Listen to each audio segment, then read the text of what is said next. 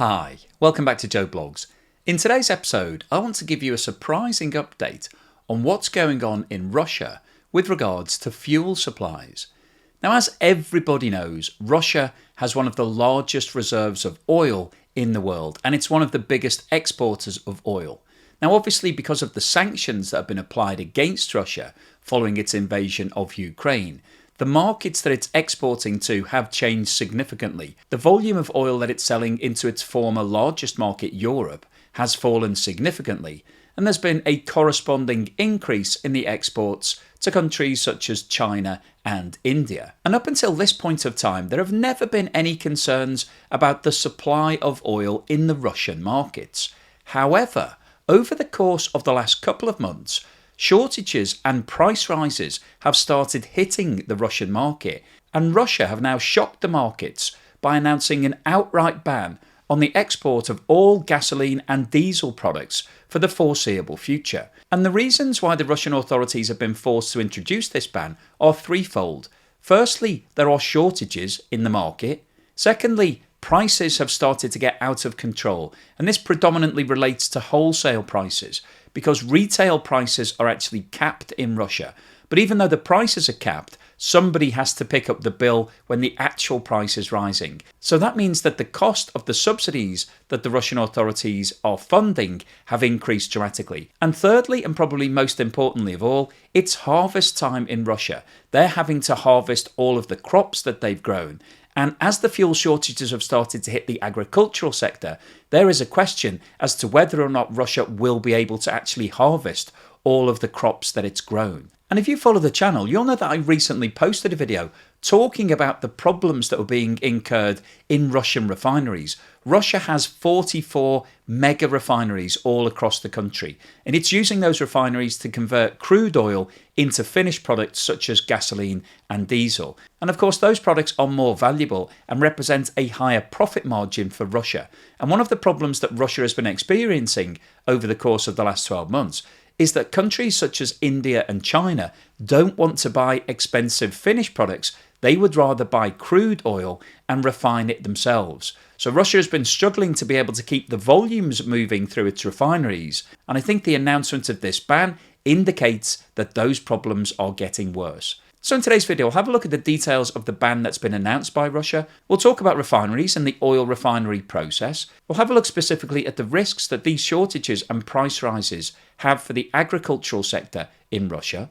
We'll then talk about the potential impact on the Russian economy, because obviously Russia earns a lot of money still from the export of oil products. So banning the export of gasoline and diesel is going to hit Russia in the pocket at a time when it desperately needs as much income as possible to keep funding the war and the losses that Russia is posting. We'll talk about the potential knock-on implications of the shortages and price rises on the Russian economy. And then finally today, I'll wrap up with my summary as to what I think is likely to happen over the course of the next 3 to 6 months, and what the impact of all of this will be for the Russian economy. So before we get started on all of that, I'd like to say thank you so much for the continued positive messages that you're sending me. It's really good news that everybody's pleased that I'm back in the studio. And if you'd like to see more face-to-face videos like this that I'm not posting on YouTube, and also to be able to watch my videos without any annoying adverts, then please check out my Patreon channel. But if you don't like Patreon and you would like to support the channel, please have a look below where you'll find links to buymeacoffee.com and YouTube's super thanks and membership scheme. The Russian government has announced a temporary ban on the export of gasoline and diesel to all countries outside a circle of 4 ex-Soviet states with immediate effect, in order to stabilise the domestic market. The ban does not apply to fuel supplied under intergovernmental agreements to members of the Moscow-led Eurasian Economic Union, which includes Belarus, Kazakhstan, Armenia and Kyrgyzstan. The ban is indefinite, and further actions will depend on the saturation of the market, according to Russian First Deputy Energy Minister Pavel Sorokin. Temporary restrictions will help saturate the fuel market, which in turn will reduce prices for consumers, the government said in a statement. We expect that the market will feel the effect quickly enough, but then it will depend on the saturation of the market and the results. Problems first started to be experienced in August, when Russia faced shortages of fuel crucial for gathering the harvest in some parts of its southern breadbasket, and traders said that the fuel market had been hit by a combination of different factors, including maintenance at oil refineries, infrastructure bottlenecks on railways, and the weaker ruble, which incentivises fuel exports. Traders said shortages on the retail market followed a sharp rise of wholesale prices. The Russian authorities capped retail prices, ordering sellers to raise prices of gasoline and diesel only in line with official inflation. Industry sources say the situation will improve no earlier than October, when many oil refineries will wrap up their maintenance, while seasonal demand is expected to decline. Wholesale diesel prices started to rise sharply in July, and for the last 2 months, commodity exchange diesel prices jumped on average by more than a quarter to 67,000 rubles per tonne. In response to these problems, Russia cut its seaborne diesel and gasoline exports by nearly 30% to around 1.7 million metric tonnes in the first 20 days of September, and it's been reported that idle primary oil refining capacity for September is estimated at 4.7 million tonnes, which is up 45% from August. One of the key drivers for the ban on the export of fuels is the need to feed the agriculture industry. These charts show the annual crop calendars for the 6 regions of Russia. As you can see on the left-hand side, there are 7 different crops shown here: barley, buckwheat, corn, millet, oats, rye and winter wheat. And across the bottom we have the calendar months from January to December. The dark blue section represents dormant periods, when no crops are either planted or harvested. The green section shows when crops are planted. The red section indicates when those crops are flowering, and the orange section is the key harvesting period. And as you can see, the key dates for harvesting differs between the different crops and the different regions, but the key months for Russian harvesting are July, August, September and October. So we are now currently in the heart of the harvesting period, and this is what's driven the problems with regards to shortages, because there is a huge spike in demand from farmers who need fuel to be able to feed all of their equipment to make sure that they gather in as much harvest as possible. And the combination of the shortages and the price rises have driven the Russian authorities to introduce this outright ban on the export of all gasoline and diesel. One of the key parts to an integrated oil industry are oil refineries, and these are huge facilities that take crude oil in and produce finished products at the end. So let's have a quick look as to what's involved in the refinery of crude oil. So how do refineries convert oil into the various products? All refineries have 3 basic steps: separation, conversion, and treatment. During the separation process, the liquids and vapors separate into petroleum components called fractions, based on their weight and boiling point in distillation units.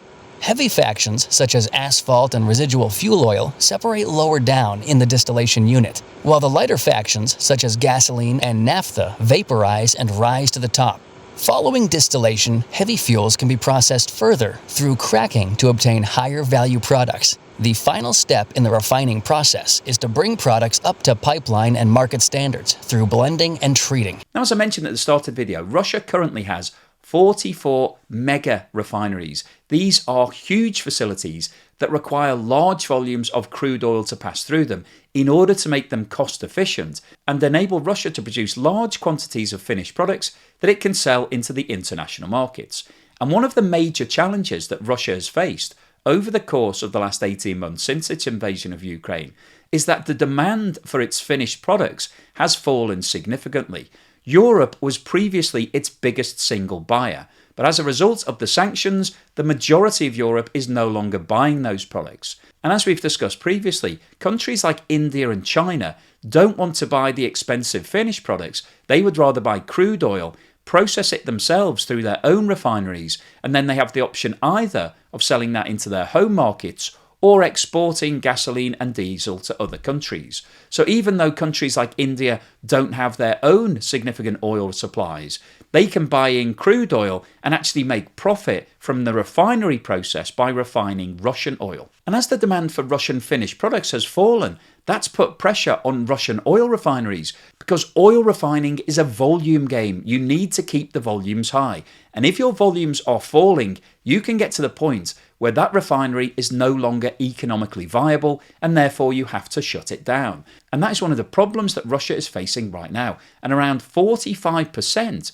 of its total capacity is currently idle. So that means that almost half of the refineries are not operational right now. So that has resulted in a massive fall in the volume of refined products. And when there is a fall in supply of that nature, it always leads to price increases. And that's what's happening in the domestic Russian market right now. Prices have gone up. And also we're seeing shortages because the volumes just simply aren't there. And that's what's forced Russia to introduce its ban. But the problem that Russia has is by stopping its exports, it's going to lose income.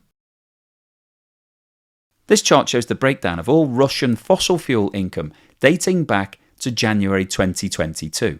And the vertical bars here represent the income for each month. Now, in terms of colour coding, the dark blue section at the bottom represents seaborne crude oil. The lighter blue section above that represents oil that's transported via pipelines. The red section represents refined oil products that are transported over the sea. The brown section above that represents the sale of natural gas via pipelines. The orange section above that represents liquefied natural gas.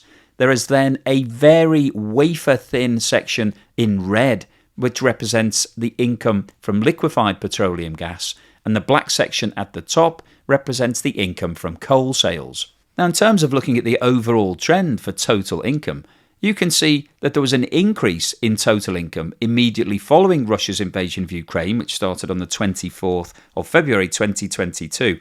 However, since that high point, there has been a consistent decline in total income that Russia is earning. And if you take a quick look at the breakdown, you can see that the biggest driver in terms of that decline has been the revenue from pipeline gas, which isn't surprising because prior to Russia's invasion, it was supplying pipeline gas to lots of countries in Europe, the two biggest being Germany and Italy. However, over the course of the last 12 months, those pipeline sales have dwindled to virtually nothing. Famously, the Nord Stream pipelines, which were running under the Baltic Sea, feeding gas directly to Germany, were both blown up in mysterious circumstances. And as Russia does not have the facilities to be able to convert that natural gas into liquefied natural gas, it's been unable to replace that lost income. But if we look at the three largest sections on this chart, which are crude oil, oil by pipeline, and seaborne refined products, the income from the sale of these products represents the lion's share of all the income that Russia is earning.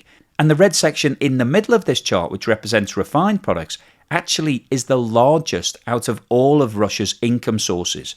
And the reason that the income from refined products is higher than it is for crude products is because those products are added value. They have to go through the refinery process and therefore are more expensive and more valuable for Russia. And the fact that the Russian authorities have now introduced an outright ban on the sale of all of these refined products is going to have a devastating impact on the Russian economy because all of this income is going to stop until this ban is lifted. And that's going to cause even further problems for Russia because right now it needs as much income as possible.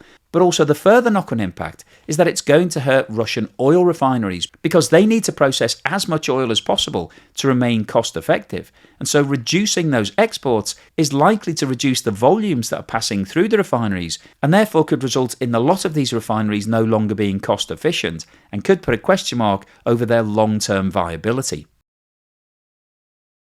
This chart shows the official rate of inflation in Russia over the course of the last 12 months. And it shows that in September 2022, inflation was running at 13.7%. However, between September and April, Russia managed to reduce its official rate of inflation, despite the fact that interest rates were not being increased at that point. So it's quite a remarkable achievement. And by April 23, the official rate of inflation was down to 2.3%, giving Russia one of the lowest levels in the world at that point. However, over the course of the last 4 months, Russia has started to see price increases feeding back through, and the official level in August 2023 is 5.2%.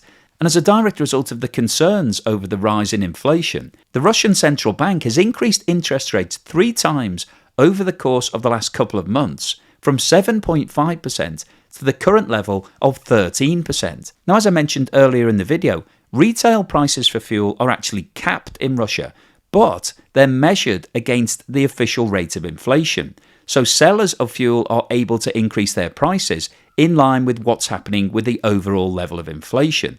So what that means is that over the course of the last 4 months, all of those retail sellers have been rapidly increasing their prices at the same time as wholesale prices have also been spiking, because wholesale prices are not capped. So the shortages that have been happening in the market and the rapid price rises are now feeding through into all of the industries in Russia.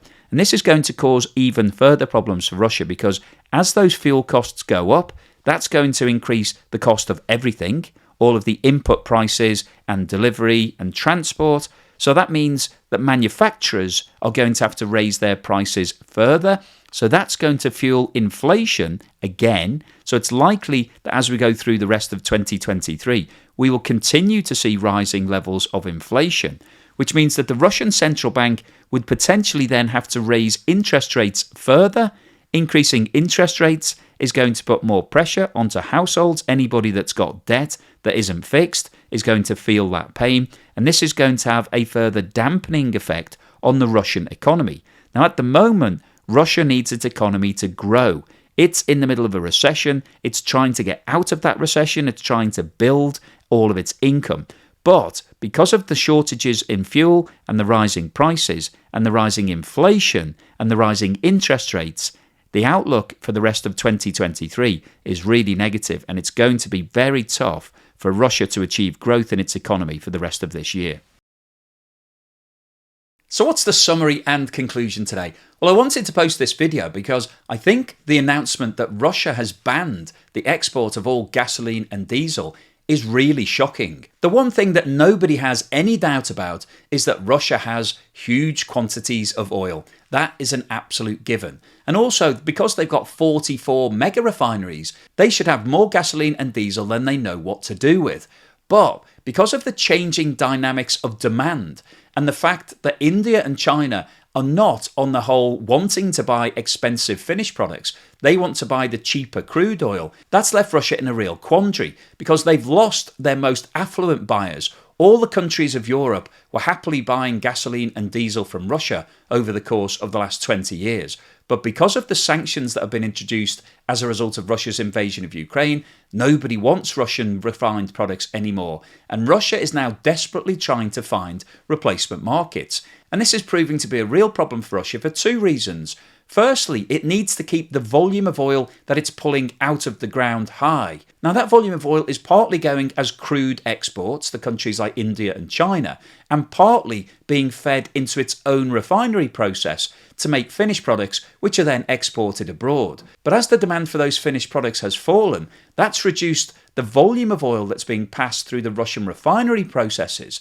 And as that volume has fallen, it's made some of those refineries less cost effective. So that's causing a real problem for Russia in terms of refined products, but it's also putting pressure onto the crude oil exports, because if Russia isn't moving that oil into its own refinery processes, as it pulls it out of the ground, it needs to find somewhere else to put it. So it's having to export more crude oil, which by definition is lower value and lower margin. So this is having a double whammy impact on Russia's revenues. And up until this stage, most of the discussions that we've had regarding oil have just been about the reduction in revenue that Russia is earning. But what we've seen from today's video is that the sanctions are now having a knock-on impact onto the agricultural sector. Russia has a huge harvesting season in August, September and October, and it needs mechanical equipment to be able to process all of those crops. And that mechanical equipment uses large quantities of oil. And as we've seen in today's video, the price of that fuel has been rising, which has been putting pressure onto farmers. But more importantly, there are now shortages. And as there is a relatively short window of opportunity to be able to harvest all those crops, if Russia isn't able to do that, then those crops will go to waste. And that will have a further knock-on impact to the Russian economy, because they won't get the revenue from the sale of those crops. So this really is a vicious circle from Russia's point of view. And the announcement that they've now banned all export of gasoline and diesel is really surprising, but it really tells us that there are major issues right now. Russia would not be announcing this unless they absolutely had to, because they're cutting their own throat. Firstly, they're losing the revenue from those sales, and secondly, they are potentially encouraging people who are currently buying Russian finished products to go elsewhere and create new relationships. And Russia may find it difficult to get back into those markets unless it discounts its products further. So this could have serious knock-on implications, not just for the immediate future, but also for the future sale price of Russian finished products. But in addition to those issues, there is also the further problem of what the price rises and the shortages are doing to the Russian economy. Because apart from the agricultural sector, large parts of the Russian economy need fuel to carry on. That's a basic requirement.